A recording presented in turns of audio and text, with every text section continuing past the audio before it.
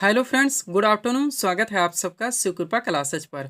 दोस्तों, इस वीडियो में हम लोग बिहार एसएससी व बिहार पुलिस कांस्टेबल के एग्जाम में पूछा जा सकने वाले मोस्ट इम्पॉर्टेंट जीके जीएस व करंट अफेयर्स के प्रश्नों को सॉल्व करेंगे। दोस्तों, आपके एग्जाम्स में जीके जीएस व करंट अफेयर्स के जितने भी टॉपिक से क्वेश्चंस पूछे जाने हैं, उन सभी टॉपिक्स को कलेक्ट करके ए टू जेड एक एक क्वेश्चन व एक एक फैक्ट चुन चुन के डाला गया है। इसके अलावा आपके प्रीवियस ईयर एग्जाम्स में पूछे गए प्रश्नों को भी शामिल किया गया है। साथ में एक्स्ट्रा फैक्ट को पूरी तरह से कवर करने का प्रयास किया गया है।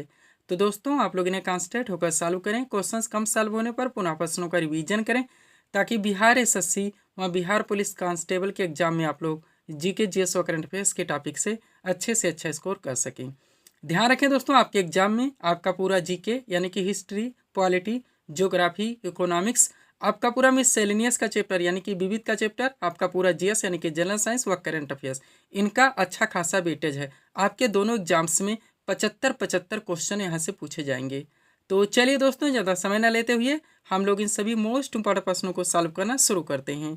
दोस्तों, क्वेश्चन नंबर 1 है हमारा, केंद्रीय माध्यमिक शिक्षा बोर्ड यानी कि सीबीएसई के नए अध्यक्ष कौन बने हैं।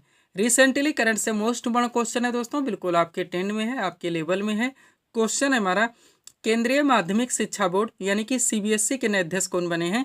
करेक्ट आंसर होगा राहुल सिंह। कौन? राहुल सिंह। अब चूंकि दोस्तों करंट से हमारा क्वेश्चन आया हुआ है, तो इस टॉपिक से जितने भी क्वेश्चंस बनते हैं, अधिकांश प्रश्नों को हम लोग यहीं पे कवर करेंगे। यही हमारे प्रिपरेशन की स्ट्रेटजी है दोस्तों, कि जिस भी टॉपिक्स को हम लोग उठाएंगे, उस टॉपिक्स के अधिकांश प्रश्नों को पूरे एक्स्ट्रा फैक्ट के साथ वहीं पे कवर करेंगे। ध्यान दीजिएगा दोस्तों, आप लोग सारे क्वेश्चन सिलेक्ट रखे गए हैं। पहला क्वेश्चन है हमारा, 91वीं इंटरपोल महासभा 2023 कहाँ आयोजित हुई। तो वियना ऑस्ट्रिया में की गई है। कहाँ पे? वियना ऑस्ट्रिया में। एग्जैक्ट लोकेशन भी हमारे द्वारा डाल दिया था, आप लोग पूरी तरह से रिवाइज रखेंगे, ताकि क्वेश्चंस में आपके दोस्तों यही ऑप्शन आए, तो आप लोग क्वेश्चंस को मिस ना करें। चलते हैं अगले क्वेश्चन की ओर। क्या हमारा क्वेश्चन, वर्ष 2024 के लिए प्रथम सेना कमांडर सम्मेलन कहाँ आयोजित किया गया। तो नई दिल्ली में किया गया। आपके एग्जाम के लिए फेवरेट क्वेश्चन रहेगा। अगला क्वेश्चन है, विश्व सरकार शिखर सम्मेलन 2024 कहाँ आयोजित किया गया। तो दुबई में। कहाँ पे? दुबई में। ध्यान रखेंगे आप लोग, विश्व सरकार शिखर सम्मेलन 2024 का आयोजन यूएई के दुबई में किया गया है। अगला क्वेश्चन है, 43वां आसियान शिखर सम्मेलन 2023 कहाँ आयोजित किया गया। तो इंडोनेशिया के जकार्ता में। पूरी तरह से आप अपडेट रहेंगे, एग्जैक्ट लोकेशन पूरी तरह से हम डाल देते हैं, ताकि अगर आपके ऑप्शन में यही आए तो आपके क्वेश्चन ना मिस हो और ना ही क्वेश्चन आपके एग्जाम में गलत हों। आगे बढ़ते हैं। क्वेश्चन है दोस्तों, संघाई सहयोग संगठन यानी कि एससीओ, संघाई कोऑपरेशन ऑर्गेनाइजेशन शिखर सम्मेलन 2023 कहाँ आयोजित हुआ। तो भारत में हुआ। आपके एग्जाम के लिए फेवरेट क्वेश्चन रहेगा। नेक्स्ट, G20 जो कि अब G21 हो चुका है, शिखर सम्मेलन 2023 की अध्यक्षता किस देश ने की। तो भारत के द्वारा की गई है। और इसी के द्वारा ध्यान रखेंगे, G20 जो कि अब G21 हो चुका है, शिखर सम्मेलन 2024 की अध्यक्षता दोस्तों ब्राजील के द्वारा की जाएगी, जो कि पूरी तरह से सब कुछ आपके पीडीएफ में मेंशन है। नेक्स्ट क्वेश्चन है हमारा, 60वें म्यूनिख सुरक्षा सम्मेलन 2024 का आयोजन कहाँ हुआ। करेक्ट आंसर होगा जर्मनी में। फेवरेट क्वेश्चन है। नेक्स्ट, संयुक्त राष्ट्र जल सम्मेलन 2023 कहाँ आयोजित किया गया। तो ये न्यूयॉर्क यानी कि अमेरिका के न्यूयॉर्क में। आगे बढ़ते हम लोग। क्वेश्चन है दोस्तों, पहले वैश्विक बौद्ध सम्मेलन 2023 की मेजबानी किस देश ने की। तो ये भी भारत के द्वारा की गई है। पहले वैश्विक बौद्ध सम्मेलन 2023 की मेजबानी, ध्यान रखेंगे आप लोग। अगला क्वेश्चन हमारा, 2023 में विश्व स्वास्थ्य शिखर सम्मेलन कहाँ आयोजित किया गया। तो जर्मनी के बर्लिन में किया गया है। अगला क्वेश्चन है, 2023 में 60वां हिंद महासागर सम्मेलन कहाँ आयोजित हुआ। तो बांग्लादेश के ढाका में किया गया है। कहाँ पे? बांग्लादेश के ढाका में। अगला क्वेश्चन है, 8वां वैश्विक प्रौद्योगिकी सम्मेलन 2023 की मेजबानी किस देश ने की है। तो ये भी भारत के द्वारा की गई। किसके द्वारा? भारत के द्वारा। आगे बढ़ते हम लोग दोस्तों, थोड़ा सा बेसिक बात करेंगे। आपके एग्जाम में जो 75 का क्वेश्चन है, जो कि पूरा जीके आपका आ जाएगा, पूरा मिससेलेनियस, पूरा आपका जनरल साइंस व करंट, सब कुछ पूरी तरह से दोस्तों हमारे क्लासेस में दे दिया गया है। और सारे क्लासेस के वीडियोज के पीडीएफ भी हमारे द्वारा अभ्यर्थियों को दिए जा रहे हैं। अगला क्वेश्चन क्या हमारा देखेंगे आप लोग। क्वेश्चन रखा गया है, प्रो कबड्डी लीग के 10वें संस्करण के विजेता कौन बने हैं। तो पुणेरी पल्टन है। कौन? पुणेरी पल्टन। अगला क्वेश्चन देखेंगे क्या है, ऑस्ट्रेलियन ओपन 2024 में पुरुष एकल का खिताब किसने जीता। तो जनिक सिनर ने जीता है, जो कि इटली से आते हैं। नेक्स्ट है, 69वां फिल्म फेयर पुरस्कार 2024 में सर्वश्रेष्ठ अभिनेता का पुरस्कार किसने जीता? तो रणबीर कपूर ने जीता है। और इसी के साथ देखेंगे 69वां फिल्म फेयर पुरस्कार 2024 में सर्वश्रेष्ठ अभिनेत्री का पुरस्कार किसने जीता है? तो ये आलिया भट्ट ने जीता है। पूरी तरह से आप अपडेट रहेंगे। ये करंट के क्वेश्चन है दोस्तों, जिनको हम लोग एक साथ कवर कर रहे हैं। आगे बढ़ते हैं।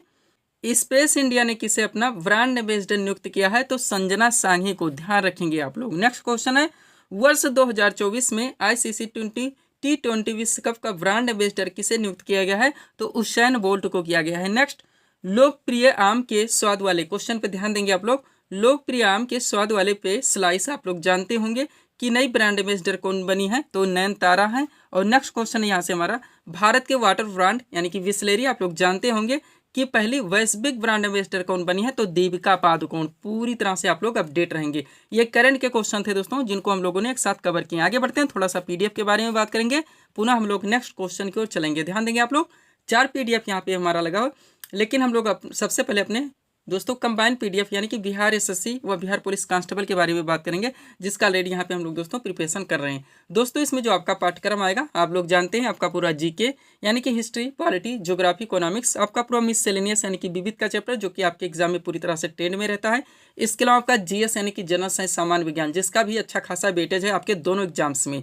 वह करंट अफेयर्स तथा दोस्तों बिहार स्पेशल में स्टैटिक व करंट, इन सबको पूरी तरह से 28 PDF में कवर किया गया है, जिसकी पेड फीस 100 रुपये रखी गई। व्हाट्सअप नंबर आप लोगों के सामने, जहां पर आप जुड़कर PDF ले सकते हैं। और PDF से रिलेटेड दोस्तों या वैकेंसी से रिलेटेड कोई जानकारी भी लेनी है या कोई डाउट्स भी है, तो आप इस नंबर पर डायरेक्टली कॉल करके बात भी कर सकते हैं। सेकेंड PDF के बारे में बात करेंगे दोस्तों, जो हमारे द्वारा अभ्यर्थियों को दिया जा रहा है, यूपी पुलिस कांस्टेबल एग्जाम 2024। आप लोग पाठ्यक्रम पूरी तरह से जानते हैं। इनके पूरे PDF को दोस्तों, इनके की पूरे पाठ्यक्रम को टोटल 29 यानी कि 29 PDF में कंप्लीट किया गया है, जिसकी पेड फीस भी 100 रुपये रखी गई है। अगला PDF हमारा दोस्तों SSC वाला एग्जाम 2024 का लगा। आप लोग जानते हैं SSC के बहुत सारे एग्जाम्स लग गए हैं।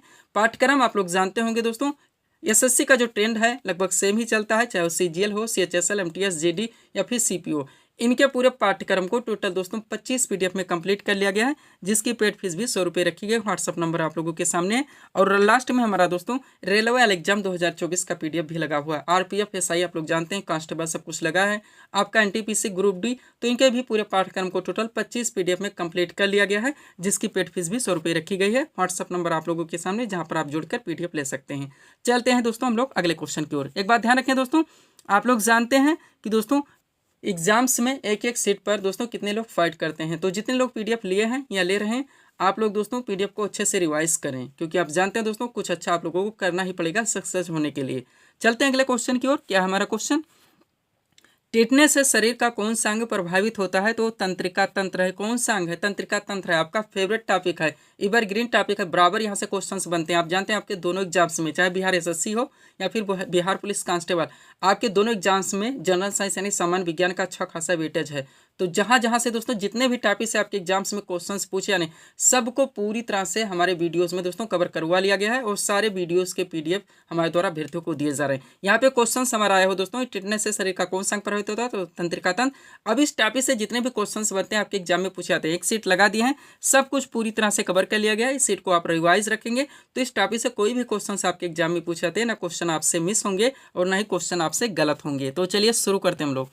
क्वेश्चन है, टिटनेस से शरीर का कौन सा अंग प्रभावित होता है? तो तंत्रिका तंत्र है। अभी एक तरफ रोगों के नाम दिए गए हैं, दूसरी तरफ प्रभावित अंग, यानी कि कौन से रोग से दोस्तों शरीर का कौन सा अंग प्रभावित होता है। चलिए शुरू करते हैं। सबसे पहले पोलियो है। तो पोलियो से बार बार पूछा था कि शरीर का कौन सा अंग प्रभावित होता है?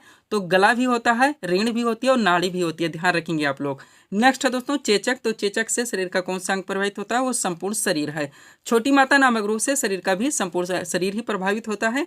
पीलिया की बात करें तो पीलिया से शरीर का कौन सा अंग प्रभावित होता है? वो यकृत है। नेक्स्ट है रेबीज। रेबीज से शरीर का कौन सा अंग प्रभावित होता है? तो तंत्रिका तंत्र है। पूरी तरह से आप अपडेट रहेंगे। आगे बढ़ते हैं हम लोग।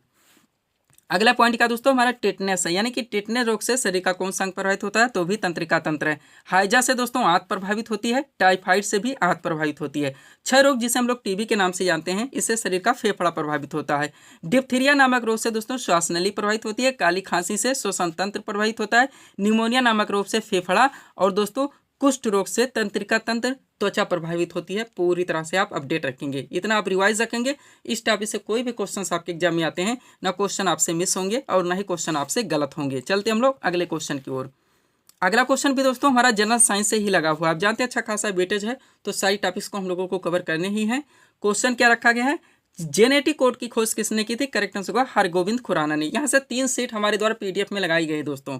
एक आप जानते हैं फिजिक्स से आएगा, महत्वपूर्ण यंत्रों से भी आएगा, एक आपके केमिस्ट्री से आएगा, एक बायो से आएगा। या चिकित्सा संबंधी जो खोज पूछे आते हैं दोस्तों, उनको पूरी तरह से अपडेट कर लिया गया है। इस सीट को पूरी तरह से आप रिवाइज रखते हैं तो इस टाइप से कोई भी क्वेश्चन आपके एग्जाम में पूछे जाते हैं, ना क्वेश्चन आपसे मिस होंगे, ना ही क्वेश्चन आपसे गलत होंगे। सारे दोस्तों ये सीट पीडीएफ में पूरी तरह से मेंशन की हुई हैं, जो कि हमारे द्वारा अभ्यर्थियों को दिए जा रहे हैं।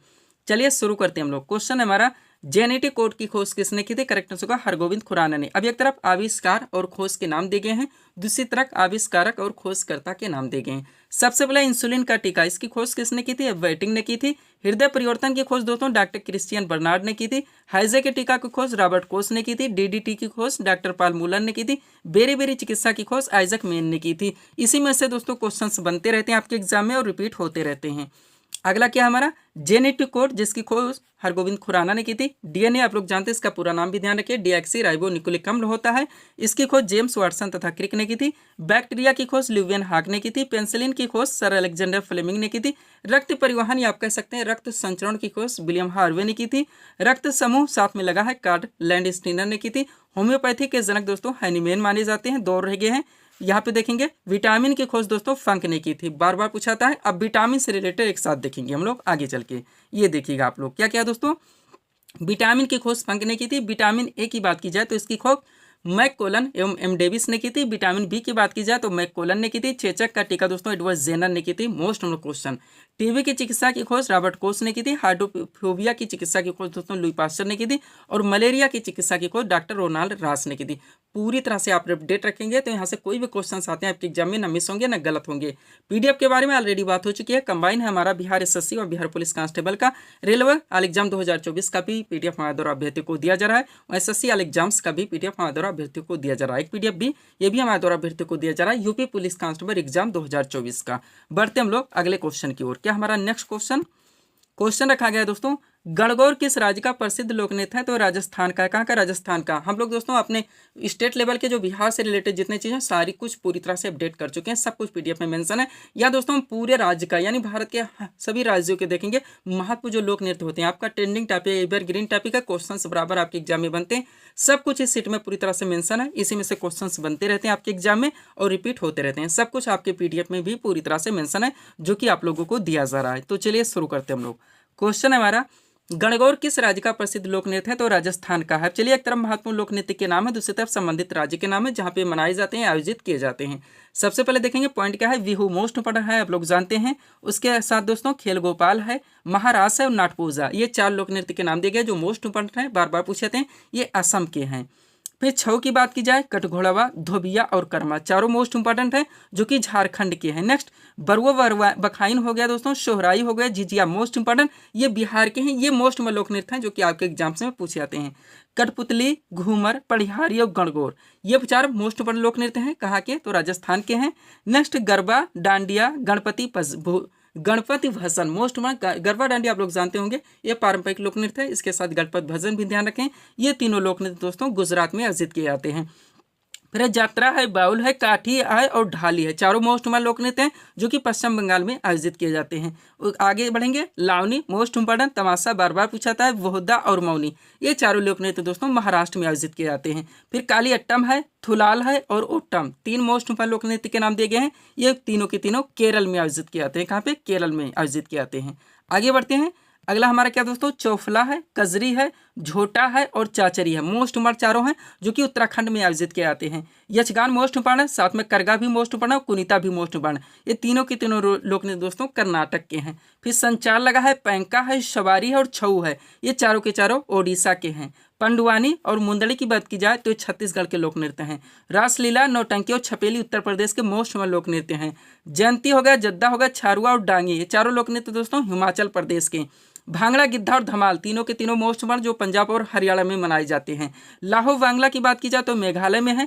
चोंग, खैवा और लीम, ये नागालैंड के लोक नृत्य हैं। और राउफ, दमाली, हिकार, तीनों मोस्ट इंपॉर्टेंट सुपर हैं दोस्तों जो कि आपके एग्जाम्स में बराबर पूछे जाते हैं। ये जम्मू कश्मीर के लोक नृत्य हैं। पूरी तरह से आप रिवाइज रखेंगे, सब कुछ आपके पीडीएफ में पूरी तरह से मेंशन है। वहाँ बिहार स्पेशल में भी सब कुछ आपके पूरी तरह से दोस्तों अपडेट कर दिया गया है। चलते हम लोग अगले क्वेश्चन की ओर। अगला क्वेश्चन हमारा क्या दोस्तों, भारतीय राष्ट्रीय कांग्रेस की स्थापना कब हुई थी? करेक्ट आंसर होगा 28 दिसंबर 1885 को। मोस्ट क्वेश्चन आया, मोस्ट इम्पोर्टेंट टॉपिक से, आपका ट्रेंडिंग टॉपिक है, इधर ग्रीन टॉपिक है, बहुत सारे क्वेश्चंस यहाँ से बनते हैं आपका दोस्तों। जो मॉडर्न हिस्ट्री है, पॉलिटिकल, दोनों से इंटरलिंक करके ऐसे दोस्तों यहाँ पे फैक्ट लगाए गए हैं जो कि आपके एग्जाम से बराबर पूछे जाते हैं। इस सीट को आप लोग पूरी तरह से रिवाइज रखेंगे दोस्तों, तो बहुत सारे क्वेश्चन आपके एग्जाम के लिए आपको पूरी तरह से कवर रहेंगे। चलिए शुरू करते हैं हम लोग। क्वेश्चन है हमारा, भारतीय राष्ट्रीय कांग्रेस की स्थापना कब हुई थी? 28 दिसंबर 1885 को। स्टेप देखिएगा, A to Z बहुत सारी चीजें एक साथ दोस्तों कवर की गई हैं। पहला पॉइंट है, भारतीय राष्ट्रीय कांग्रेस की स्थापना 28 दिसंबर 1885 को बंबई यानी कि वर्तमान मुंबई के गोकुल दास तेजपाल संस्कृत महाविद्यालय में की गई। इसमें कुल 72 प्रतिनिधियों ने भाग लिया था। एक एक सेंटेंस से हमारे कई फैक्ट बनते हैं दोस्तों, जो कि आपके एग्जाम में बराबर पूछे जाते हैं, तो सब कुछ पूरी तरह से आप अपडेट रखेंगे, इसलिए ये टू जेड हम सारी चीजें दोस्तों कवर कर देते हैं। अगला पॉइंट देखिएगा, भारतीय राष्ट्रीय कांग्रेस के जनक कौन माने जाते हैं? यो हुम है। भारतीय राष्ट्रीय कांग्रेस के प्रथम अध्यक्ष रमेश चंद्र बनर्जी यानी कि WC बनर्जी थे। नेक्स्ट पॉइंट है, तत्कालीन वायसराय कौन थे? तो लॉर्ड डफरिन थे। ये भी बार बार पूछा था कि भारतीय राष्ट्रीय कांग्रेस की स्थापना के समय भारत के तत्कालीन वायसराय कौन थे? तो लॉर्ड डफरिन थे। अगला पॉइंट है, भारतीय राष्ट्रीय कांग्रेस के प्रथम मुस्लिम अध्यक्ष तो बदरुद्दीन तैयब जी। भारतीय राष्ट्रीय कांग्रेस की प्रथम महिला अध्यक्ष एनी बेसेंट। और भारतीय राष्ट्रीय कांग्रेस के वर्तमान अध्यक्ष कौन है? मल्लिकार्जुन खड़गे। पूरी तरह से आप अपडेट रहेंगे। अब चलिए, बहुत सारे क्वेश्चंस अभी यहाँ से कवर होंगे जो कि इंपॉर्टेंट है आपके एग्जाम्स के लिए, पूरी तरह से ध्यान देंगे आप लोग। पॉइंट है दोस्तों, 1924 के बेलगाम जो कर्नाटक में पड़ता है में हुए भारतीय राष्ट्रीय कांग्रेस के अधिवेशन की अध्यक्षता महात्मा गांधी के द्वारा की गई थी। महात्मा गांधी केवल एक बार भारतीय राष्ट्रीय कांग्रेस के अध्यक्ष बने थे। पूरा पॉइंट ध्यान रखेंगे। डेट 1924 ईस्वी, कहाँ पे? बेलगाम कर्नाटक। एक ही बार भारतीय राष्ट्रीय कांग्रेस के अध्यक्ष बने थे कौन? महात्मा गांधी। यहाँ पे अगला पॉइंट देखिएगा, 31 दिसंबर 1929। ध्यान देंगे आप लोग, जहाँ पे हम डेट रखते हैं, डेट आप लोग पूरी तरह से दोस्तों रिवाइज रखें। क्वेश्चंस वहाँ से बराबर बनते हैं, इसलिए हमारे द्वारा वो फैक्ट रखा जाता है। तो पॉइंट क्या है, 31 दिसंबर 1929 को भारतीय राष्ट्रीय कांग्रेस की वार्षिक अधिवेशन तत्कालीन पंजाब प्रांत की राजधानी लाहौर में हुआ। इस ऐतिहासिक अधिवेशन में कांग्रेस ने पूर्ण स्वराज्य का घोषणा पत्र तैयार किया तथा पूर्ण स्वराज्य को कांग्रेस का मुख्य लक्ष्य घोषित किया। जवाहरलाल नेहरू इस अधिवेशन के अध्यक्ष चुने गए थे। ध्यान रखेंगे। तो 31 दिसंबर 1929 डायरेक्टली पूछा जाता है, पूर्ण स्वराज का प्रस्ताव या पूर्ण स्वराज की मांग कांग्रेस के द्वारा कब की गई? तो 31 दिसंबर 1929 को कौन से अधिवेशन में? लाहौर अधिवेशन में। ध्यान रखेंगे। और इस अधिवेशन की अध्यक्षता पंडित जवाहरलाल नेहरू के द्वारा की गई थी। अगला पॉइंट देखेंगे, भारत का जनगण राष्ट्रगान क्या है? तो जनगण मन है। सर्वप्रथम इसे 27 दिसंबर 1911, ये डेट जरूर ध्यान रखेंगे, को भारतीय राष्ट्रीय कांग्रेस के कलकत्ता अधिवेशन में गाया गया था। तो डेट, ईस्वी, कहाँ पे गाया गया था, कब गाया गया था, पूरी तरह से। अगला पॉइंट है, नरम दल और गरम दल। ध्यान रखेंगे, मोस्ट ऑफ पॉइंट यहाँ से बनता है। नरम दल और गरम दल के बीच फूट वर्ष 1907 में कांग्रेस के सूरत अधिवेशन में पड़ी थी। इस अधिवेशन की अध्यक्षता डॉक्टर रासबिहारी घोष ने की थी। बार बार घुमा के पूछाता है। और यहीं से अगला पॉइंट देख लेंगे,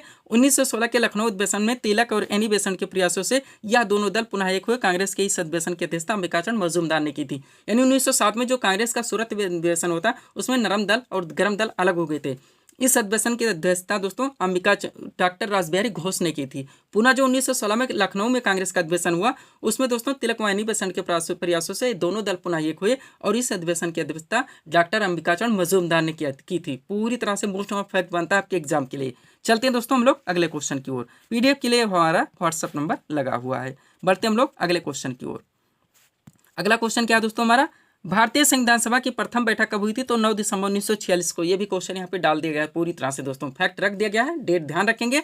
अब चलिए क्वेश्चन कहाँ से आया, भारतीय संविधान के निर्माण, संविधान सभा को लेकर। तो आप जानते हैं बहुत सारे फैक्ट यहाँ से बहुत सारे क्वेश्चन बनते हैं आपके एग्जाम के लिए। सब कुछ पूरी तरह से A to Z इस सीट में कवर कर लिया गया। इस सीट को आप रिवाइज रखते हैं तो बहुत सारे क्वेश्चन दोस्तों आपके एग्जाम के लिए आपके पूरी तरह से कवर रहेंगे। चलिए शुरू करते हैं हम लोग। ध्यान देंगे दोस्तों आप लोग। क्वेश्चन है हमारा, भारतीय संविधान सभा की प्रथम बैठक कब हुई थी? 9 दिसंबर 1946। इसी सीट से दोस्तों बराबर क्वेश्चंस बनते रहते हैं, रिपीट होते रहते हैं। सब कुछ आपके PDF में पूरी तरह से मिल जाएगा।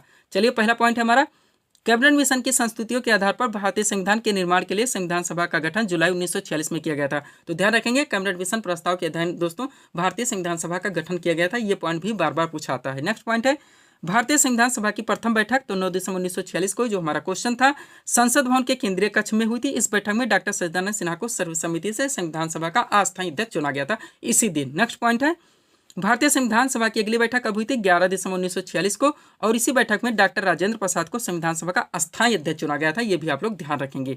आगे बढ़ते हैं। 13 दिसंबर देखिएगा, 13 दिसंबर 1946 ईस्वी को पंडित जवाहरलाल नेहरू ने उद्देश्य प्रस्ताव प्रस्तुत कर संविधान की आधारशिला रखी थी। तो उद्देश्य प्रस्ताव किसके द्वारा प्रस्तुत किया गया था? पंडित जवाहरलाल नेहरू के द्वारा। कब? 13 दिसंबर 1946 को। अगला पॉइंट है, संविधान निर्माण के समय विभिन्न समितियों का गठन किया गया था। आप लोग जानते होंगे। इसमें प्रारूप समिति मुख्य रूप से है, जिसके अध्यक्ष डॉक्टर भीमराव अम्बेडकर थे। ये भी आप लोग ध्यान रखेंगे। आगे बढ़ते हैं हम लोग। अब दोस्तों महत्वपूर्ण समितियों की बात हुई है, तो जितने संविधान निर्माण के समय विभिन्न समितियों का गठन किया जाता है, मिलाने के लिए भी दिया जाता है, बराबर क्वेश्चंस पूछे जाते हैं, तो सब कुछ पूरी तरह से कवर है। इसको आप लोग देखेंगे। संविधान सभा की प्रमुख समितियां, एक तरफ प्रमुख समितियों के नाम है, दूसरी तरफ उनके अध्यक्ष के नाम। सबसे पहले प्रारूप समिति थी, जो हम लोग देख चुके हैं, इनके अध्यक्ष डॉक्टर भीमराव अम्बेडकर थे। उसके बाद है दोस्तों संघ संविधान समिति, जिसके अध्यक्ष पंडित जवाहरलाल नेहरू थे। प्रांतीय संविधान समिति के अध्यक्ष सरदार वल्लभ भाई पटेल थे। कार्य संचालन समिति के अध्यक्ष डॉक्टर राजेंद्र प्रसाद थे। मूल अधिकारी एवं अल्पसंख्यक समिति के अध्यक्ष दोस्तों सरदार वल्लभ भाई पटेल थे। और झंडा समिति के अध्यक्ष JB कृपलानी थे। पूरी तरह से ध्यान रखेंगे आप लोग। अब चलिए कुछ क्वेश्चन यहाँ से और बनते हैं, उनको आप लोग कवर कीजिए, ताकि ये टॉपिक आपका पूरी तरह से कवर हो सके। क्या है क्वेश्चन? संविधान 26 नवंबर 1949 ईस्वी को बनकर तैयार हो गया। अब इस दिन बनकर तैयार हो गया। प्रथम बैठक हुई थी 9 दिसंबर 1946 को। दोनों डेट ध्यान रखेंगे। और इसी दिन इसे अंगीकृत किया गया। बार बार पूछा था। संविधान सभा की अंतिम बैठक 24 जनवरी 1950 को हुई, और इसी दिन संविधान सभा द्वारा डॉक्टर राजेंद्र प्रसाद को भारत का प्रथम राष्ट्रपति निर्वाचित किया गया। अगला पॉइंट है, मूल संविधान में 395 अनुच्छेद, 22 भाग तथा 8 अनुसूचियां थी। ध्यान रखेंगे। और डॉक्टर भीमराव अम्बेडकर को भारतीय संविधान के जनक के रूप में जाना जाता है। ये भी आप लोग ध्यान रखेंगे। चलते हैं दोस्तों अगले क्वेश्चन की ओर। बहुत सारे क्वेश्चन आपके कवर हो रहे हैं। अगला क्वेश्चन क्या रखा गया है? ज्ञानपीठ पुरस्कार प्राप्त करने वाले बिहार के प्रथम व्यक्ति कौन थे? तो डॉक्टर रामधारी सिंह थे। कौन? डॉक्टर रामधारी सिंह। क्वेश्चन कहाँ से आ गया? बिहार स्पेशल की स्टैटिक से आया हुआ है। तो हम लोग क्या करेंगे? बिहार स्पेशल में स्टैटिक की जो हमारा पोर्शन है, जो हमारा टॉपिक्स है, यहाँ से बहुत सारे क्वेश्चंस आपके एग्जाम में पूछे जाएंगे। आप लोग जानते हैं, चाहे बिहार SSC हो या बिहार पुलिस कांस्टेबल हो। तो यहाँ पे एक सीट लगा दिया दोस्तों। इसमें ऐसे क्वेश्चन स्टैटिक से शामिल किए गए आपके बिहार स्पेशल से, जो कि आपके सभी एग्जाम में बार बार पूछे जाते हैं, रिपीट होते रहते हैं। तो इन सभी प्रश्नों को दोस्तों आप कवर रखेंगे, तो यहाँ से बहुत सारे क्वेश्चन आपको एग्जाम में देखने को मिलेंगे। चलिए शुरू करते हैं। सब कुछ आपके PDF में पूरी तरह से मेंशन है।